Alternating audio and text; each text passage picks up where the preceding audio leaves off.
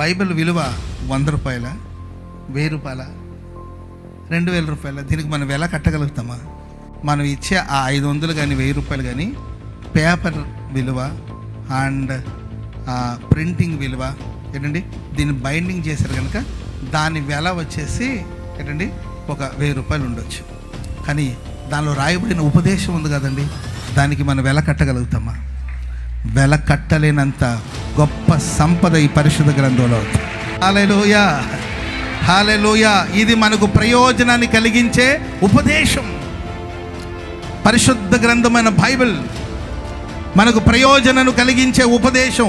ఇశ్రాయేలు పరిశుద్ధ దేవుడు మానవ కోటికి, మానవ సంతతికి ప్రయోజనం కలిగించే ఎన్నో శ్రేష్టమైన ఉపదేశాన్ని దేవుడు మనకిచ్చాడు.